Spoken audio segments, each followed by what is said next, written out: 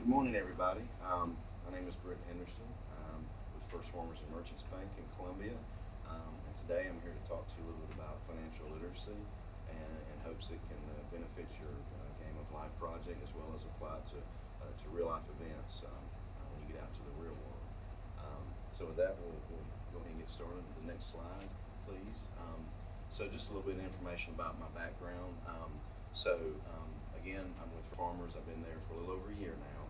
I serve in the role as Treasury Manager, and what that means is I'm responsible for budgeting for the bank, forecasting, loan and deposit pricing, and then help with the balance sheet management of the bank.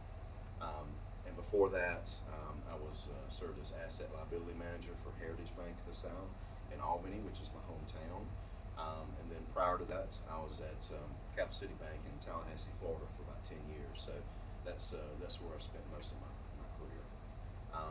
So again, I'm from Albany. If you don't know where that is, that's in southwest Georgia. It's about 7 hours south of here, southeast of here. College, I went to the University of Georgia, so y'all don't hold that against me. And so my degrees, I got a master's in business with a primary focus in accounting, and I have an undergraduate degree with a concentration in finance. So that's a little bit about my background.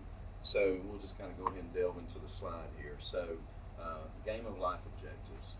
So I've got 4 bullet points up here, and the takeaways here is for the first bullet point, bookkeeping and the importance of good record keeping. That's very, very important. In order to avoid, let's say, overdraft fees that you might incur on an account at the bank, it's important to keep those good records. And balance your checkbook. So if you miss an entry that you've made a payment, that could very well overdraw your account, and then you'll be subject to fees. So it's very important to keep good records. Establishing a budget is the next bullet point. Very important to create a personal budget for yourself. I do that myself. I track what's coming in as far as paychecks, other sources of income, and then monitor what's going out, your monthly payments, your bills, your car payment, your house payment, utilities, cable, phone, everything. And so it's very important because you sure don't want any more going out than what's coming in, so you can definitely get in trouble that way. And then thirdly, calculating your monthly payments and the impact it has to your budget. So I think you may be already calculating your own payments or will be calculating monthly payments. So that's very important. Say you want to decide to get a car and add it to your budget plan. You got to make sure that you can afford that new payment in your budget. And then finally, algebra is used in banking. I like to think that I use algebra every day in banking. And what I mean by that is I'm sure most of you have heard of or used Microsoft Excel. Well, Excel, algebra and math functions are the foundation of what Excel is built on. So I use Excel every day in my job. There's not a day that goes by I don't use it, whether it's just doing simple formulas and reports to just complicated math scenarios. So I use it every day. Next slide I have is deposit accounts. These are different product types that we have at the bank. And so the first one is a checking account. It can be either interest-bearing or non-interest bearing. And then I consider these as a transaction type account. What that means is there's a lot of activity going in and out of it. So you write your checks to pay your bills with, use your debit card at the store to buy stuff with. So it's very highly transaction based. The next 3, money market, savings, CDs, these are more like non-transaction type accounts. You don't see much activity going in and out of these other than deposits and withdrawals. And so money markets are tiered interest-bearing accounts. What that means is there's different balance levels or tiers that you can earn different rates of interest on for those different balances. So the higher balances you keep, typically the more interest rate you'll earn. Savings, it's also interest-bearing. And also, I failed to mention money markets that do have a fee for if you have excessive transactions. So you don't want a lot of activity going in or you incur a fee. Same thing with savings, it's interest bearing, but it usually requires just a lower balance to open and maintain. So it also has a fee if you have a lot of withdrawals out of the savings idea here is to, keep the money parked there and don't pull it out. It's for savings. The last one, CDs, certificate of deposit. This is also an interest-bearing account, but deposit. And what that means is it has a set maturity date on it. So, like the other accounts where you can open and close them at any time with no penalties, CDs you have to keep it at the bank at least 6 months, 12 months, 2 years, up to 5 years. And the longer you keep it, the higher interest rate usually earned. But the key point is here is if you do withdraw that before the maturity date, you will incur a stiff penalty to withdraw that money. So that's just an important takeaway there. Okay, next slide. All right, so next slide. This is investing versus savings. So basically, you want to figure out what your risk tolerance is and your first plan distributions. And what I mean by that is risk tolerance. Are you comfortable with putting your money into the stock market or mutual fund or bonds, something that's going to be more risky than just leaving it parked at a savings in a savings account at a bank? With investing, you're going to earn more interest, more returns. With savings, it's going to be lower returns, but it's low risk. So first plan distributions, these are life events. So you want to plan for if you want to save money and put it away for certain parts of your life, like your marriage, buying a home, first child, sending your child to college. So those big life events you want to plan for and save for. The first investing option, stocks, that's basically equity ownership of a company. So you've probably heard about Dow Jones Industrial Average. That's the stock market. Mutual funds is basically a pool of investments that can be a combination of both stocks, bonds, or money market instruments. It's professionally managed by a third party, and you earn a return for that. So you heard of 401k plans. That's kind of like a mutual fund. It's a pool of investments that's managed. Bonds is the third bullet point here under investing. It's basically debt ownership of a company. So just think of it like you're making a loan to a company that wants to finance their projects or whatever they're working on or doing.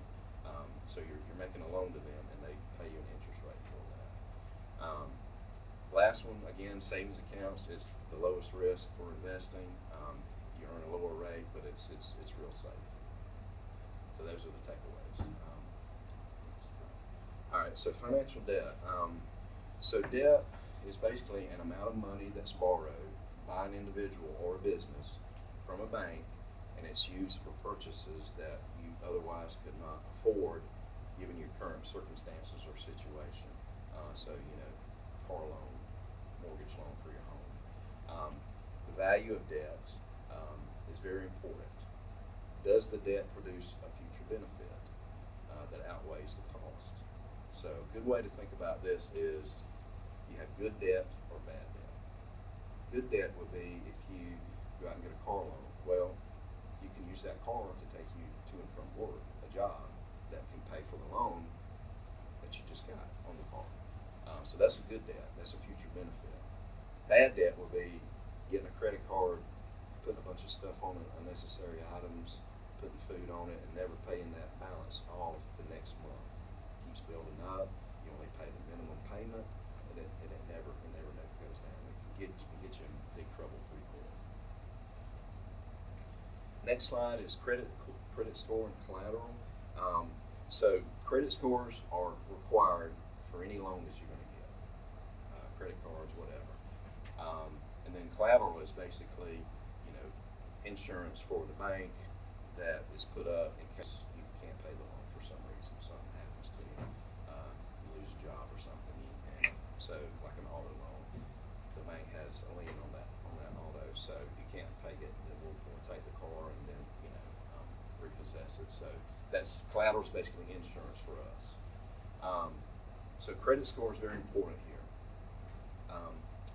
If you have a credit score that's really good, which in this case is plus 740 or more, best rates you're going to get, high rates, the low rates. The best rates are for the high credit scores. The low credit scores, 639 below, you're usually not going to get that credit. You're going to be denied unless you have a cosigner or again guarantor to sign on the loan with you. In case you default on it, they'll come in and pick that up and pay off the loan for you. Collateral and loan to value also matters. Unsecured and secured. Unsecured debt is basically a loan that does not have any collateral tied to it, so we don't have any insurance on it. So what we're going to do is the bank's going to charge a higher rate for that loan as insurance for us because it's more risky to us to loan you that money without us having collateral or insurance. Secured does have collateral. Again, it's the auto loan or the mortgage loan, your home. Those are collaterals for those type of loans. The lower the loan to value, usually the better the rate. And what that means is, say you want to buy a $200,000 house, you're able to put down 20%. So let's say that's what, 150. So you only borrow 150, but the value of the home is 200. So loan to value. So the lower amount that you have to borrow against that, usually the better rate you're going to receive. Loans. These are different type of loans that the bank offers. One that would probably be more geared to you guys is student loans. It is an unsecured debt, which obviously there's no collateral. You're borrowing money to pay for your tuition in college. There's two types. You've got federally sponsored, and then you have privately sponsored. Federally sponsored usually have the best rates and the best terms, and usually don't require a cosigner for these types. But you have to be in a certain income bracket situation to be able to apply for or be eligible for those type of loans. Private loans, these are sponsored by like us, the banks. Sallie Mae is just another entity that sponsors primarily student loans. Other types of loans, credit cards, as I mentioned before, these are unsecured revolving lines of credit. So what that means is that you can make purchases on it, you can pay back at any time.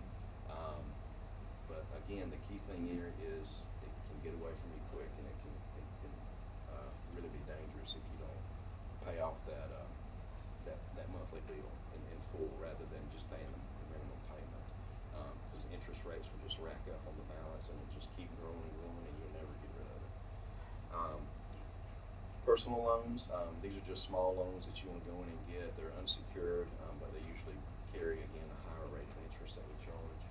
And then the final one, again, auto loans. These are secured by the automobile, so that's your collateral for the auto loans.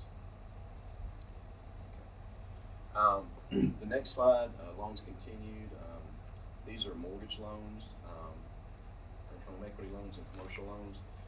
Mortgage loans are secured by the property, so you go in and you want to buy a home. These are usually not held by the bank. We usually sell them to an outside investor, typically because when you think about a mortgage loan, you think, okay, a 30-year fixed loan. Well, we don't want 30 years worth of debt on our books. It's kind of like an interest rate risk to us. So we'll typically sell those out to another investor, and we tend to keep on our books more shorter-term loans. The key takeaway here is that it can take 30 to 45 days to complete the loan application process. Your entire financial background is going to be reviewed. So it's going to, if you have any credit history, it's going to go back and look at your credit score. It's going to go back and look at your payment history to make sure you haven't made any late payments or defaulted on anything. And also it's going to check to make sure you have enough income to sustain the loan that you're applying for. The second one is home equity lines of credit, or HELOCs. This is kind of like a credit card on your home, basically, the way I think about it. It's a line of credit that's revolving, and it's based on the equity of your home. So these are used primarily for if you want to make home improvements or renovations, you want to add a pool or something like that to your home, then it goes against the equity in your home for that for that type of debt. And then the final one is commercial loans. These are primarily for business-related clients. The loan is secured by the real estate or property or the business inventory and equipment within that business. So those are what commercial loans